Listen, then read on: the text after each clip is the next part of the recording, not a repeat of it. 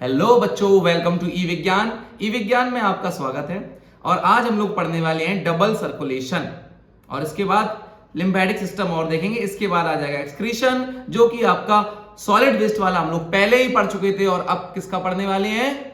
Liquid waste वाला। ठीक है ना? तो देर ना करते हुए चलिए शुरू करते हैं, डबल सर्कुलेशन को पढ़ते हैं। तो बेटा डबल सर्कुलेशन क्या होता है? हम लोग बेटा ऑलरेडी पढ़ चुके हैं कुछ इससे रिगार्डिंग कि ह्यूमन हार्ट जो होता है उसमें क्या होता है, एक साइड जो होती है ऑक्सीजनेटेड साइकिल चलती है और अनदर साइड कौन सी होती है? डीऑक्सीजनेटेड साइकिल होती है ब्लड की, जो कि आपके वापस लंग्स से बॉडी पार्ट तक जाना और दूसरा बॉडी पार्ट से लंग्स तक आना। तो ये आपकी दो प्रोसेस हो जाती है, इनको डबल सर्कुलेशन कहते हैं। इसको मैंने ऑलरेडी नोट कर रखा है, देखो क्या है आपके नोट मेकिंग में, ये आपके पॉइंट्स डायरेक्टली लिख सकते हो आप कि in the human heart blood passes through the heart twice in one cardiac cycle. One cardiac cycle का मतलब होता है लंग्स से जाकर के वापस लंग्स तक डिफ्यूजन होना। ठीक, अब उसमें दो बारी आपके हार्ट में जाता है ब्लड। कब? पहली बारी लंग्स से आपका हार्ट में जाएगा, है ना, एलए में, एलए से एलवी में, एलवी से बॉडी पार्ट्स में। ठीक, और दोबारा फिर बॉडी पार्ट से आपके आरए में, आरए से आरवी में और आरवी से लंग्स में। इस तरीके से डबल हो जाता है। ये टाइप का सर्कुलेशन हम लोग क्या कहते हैं? डबल सर्कुलेशन कहते हैं। One complete heartbeat in which all the chambers of the heart contract and relax once is called the cardiac cycle. Cardiac cycle क्या है? वो कंप्लीट हार्ट बीट होती है। देखो बेटा, हार्ट बीट जो होती है उसके दो साउंड होते हैं, एक होता है लब, एक होता है डब, लब डब। और इट इज नॉट लाइक धक धक। ठीक है, ये धक धक नहीं है, बॉलीवुड ने बना दिया है बच्चों ये धक धक। धक धक जैसा कुछ भी नहीं होता है। ठीक है, ये क्या होता है? Lub dub. Upper sound is the lub, then the heavy sound is the dub. ठीक है, ओके। अब सुनो, एक एवरेज ह्यूमन हार्ट लगभग 72 टाइम्स पर मिनट जो होता है बीट करता है। ठीक है ना? तो मतलब अगर आप ठीक है, नॉर्मली आप हैं, तो आपका हार्ट जो है 72 टाइम्स पर मिनट बीट करता है। सिमिलरली अगर हम बात करें, रनिंग कर रहे हैं तो हमारा हार्ट फास्टली ब्रीथ करता है। क्यों? क्योंकि हमारे सेल्स को ज्यादा ऑक्सीजन चाहिए होती है, क्योंकि हम लोग ज्यादा एनर्जी यूज कर रहे हैं, इसलिए क्या हो जाता है? ज्यादा तेजी से बीट करता है। देन अब एक बार में, यानी कि एक बार जो हार्ट अपना पंप करता है वो लगभग आपका कितना 70 मिलीलीटर ब्लड जो है करता है। अब सोच लो तुम, इस तरीके से 72 टाइम्स होता है, तो वो अप्रॉक्स अगर हम 70 भी मान लेते हैं तब भी कितना हो जाता है? 4900 मिलीलीटर। यानी हम लोग ये कह सकते हैं कि 5000 मिलीलीटर और 5 लीटर जो ब्लड है बेटा, वो आपका 1 मिनट में हार्ट क्या करता है? पंप आउट करता है। डन? कोई दिक्कत? Okay. Then blood pressure. Blood pressure के बारे में जान लेते हैं बेटा, ब्लड प्रेशर क्या होता है। तो ब्लड प्रेशर के बारे में जब भी हम बात करेंगे, सबसे पहले आ जाते हैं सिस्टोल। सिस्टोल क्या होता है? देखो, सबको पता है हमारा हार्ट कॉन्ट्रैक्ट होता है, एक्सपेंड होता है, कॉन्ट्रैक्ट होता है, एक्सपेंड होता है, राइट? तो जो कॉन्ट्रैक्शन होता है बेटा कार्डियक मसल्स का, उसको हम लोग बोलते हैं सिस्टोल। ठीक है ना? तो यानी कार्डियक मसल्स, हार्ट से रिलेटेड सारी मसल्स का नाम कार्डियक मसल्स होता है, इसीलिए हार्ट अटैक को कार्डियक अरेस्ट कहते हैं। ठीक है ना? तो उसको क्या बोलते हैं हम लोग? कार्डियक मसल्स को सिस्टोल बोलते हैं जब उनका कॉन्ट्रैक्शन होता है। और ऐसे ब्लड प्रेशर, यानी उस समय जो ब्लड प्रेशर आता है वो होता है हमारा 120 mmHg। ठीक है ना? सिमिलरली डायस्टोल होता है जब वो रिलैक्स होता है, यानी कॉन्ट्रैक्ट होना और रिलैक्स होना, कॉन्ट्रैक्ट होना और रिलैक्स होना। ठीक, तो जब रिलैक्स हो जाती हैं आपकी कार्डियक मसल्स तो उसको हम लोग डायस्टोल बोलते हैं। और इस प्रेशर को क्या बोलेंगे? Diastolic pressure. Diastolic blood pressure जो होता है आपका, वो आपका लोअर होता है और एक आपका हायर होता है, जिसको सिस्टोलिक बोलते हैं। सिस्टोलिक 120 mmHg होता है और डायस्टोलिक 80 mmHg होता है। ठीक है? अब आपने देखा होगा ना, एक इंस्ट्रूमेंट आता है, यहाँ पर आपको पट्टे से बांध देते हैं, यहाँ पर बटन आपके दबा देते हैं, आजकल न्यू वाले जो चलते हैं, फिर वो एकदम से फूल जाता है हमारा हैंड और यहाँ पर क्या शो करने लगता है कि हाँ हमारा कोई प्रेस कर रहा है, कोई हमारा हाथ जोर से एकदम जकड़ के रखा है। और यहाँ पर तभी क्या होता है? ब्लड प्रेशर हमारा सामने आ जाता है। तो वो मशीन का नाम क्या है? उसको बोलते हैं बेटा हम लोग क्या? स्पिग्मोमैनोमीटर। क्या होता है? Sphygmomanometer. Whatever you read, it is up to you. तो स्पिग्मोमैनोमीटर याद रखना, SPHYGO, स्पिग्मो, MO, फिर मैनो, MANO, फिर मीटर, METER, याद कर लेना। अच्छा, नॉर्मल ब्लड प्रेशर एक ह्यूमन हार्ट का जो होता है वो होता है 120 से 80, यानी अपर 120 और 80 लोअर वाला। फिर ब्लड प्रेशर कह रहे अगर 130 और 90 यानी 130 आपका अपर वाला और लोअर वाला 90 से अगर ज्यादा हो जाता है तो हम लोग बोलते हैं कि इससे ऊपर अगर जाता है तो हाइपरटेंशन की स्टेज में आप हैं। ठीक है, हाइपरटेंशन यानी नसें में बहुत तेज से ब्लड जा रहा होगा तो फटने के चांस होते हैं भैया। ठीक है, अच्छा सुनो, अब क्या है, हार्ट अटैक क्या होता है इसके बारे में और जान लो। बच्चे कई बार पूछते रहते हैं सर हार्ट अटैक क्या है, हार्ट अटैक क्या है। तो सुनो, अगर हमारे हार्ट का कोई भी एक पोर्शन ऐसा है जहां पर क्या हो जाए, ब्लॉकेज हो जाए। ठीक है, देख तो क्या लिखा है बेटा कि the blockage in the flow of oxygen rich blood to a portion of heart is known as cardiac arrest, और इसी को हम लोग हार्ट अटैक भी कहते हैं। डन, चलिए भाई आगे चलते हैं। लिम्फ क्या होता है या लिम्फेटिक सिस्टम क्या होता है। लिम्फ बेटा सिमिलर जैसे समझ लो ब्लड होता है ना, वैसे ये भी एक टिश्यू है।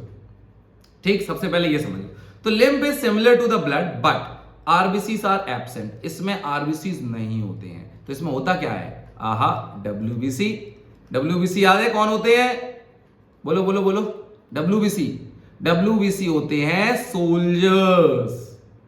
ठीक है,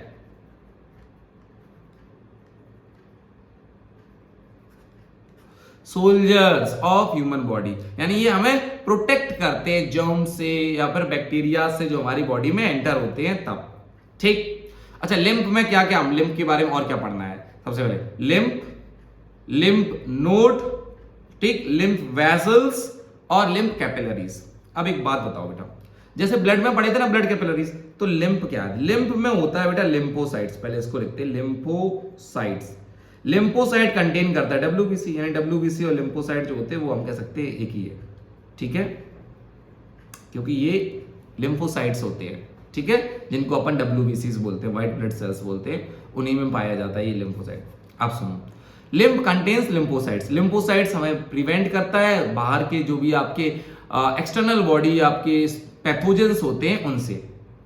फिर अब लिम्फ कैपिलरीज क्या होती है, लिम्फ कैपिलरीज होती हैं लिम्फ जिसमें फ्लो होता है सबसे पहले। ठीक, अब ऐसे मान लो ब्लड किसी में फ्लो हो रहा है, मान लो ये आपकी एक नर्व है ब्लड की, इसमें ब्लड फ्लो हो रहा है, बेटा, तो क्या होता है, ब्लड इससे, ये क्योंकि पोरस होती है तो इससे कुछ जो अमाउंट होता है इससे बाहर निकल जाता है। बट क्या है कि आरबीसीज का साइज बड़ा होता है इसलिए वो बाहर नहीं निकल पाता है। तो निकलता क्या है आपका व्हाइट टाइप का एक व्हाइटिश लिक्विड होता है, या येलोइश व्हाइट और येलो टाइप का एक लिक्विड होता है, वो बाहर आता है। इसीलिए लिम्फ का कलर जो होता है वो क्या होता है आपका येलोइश व्हाइट टाइप का आपका कलर होता है।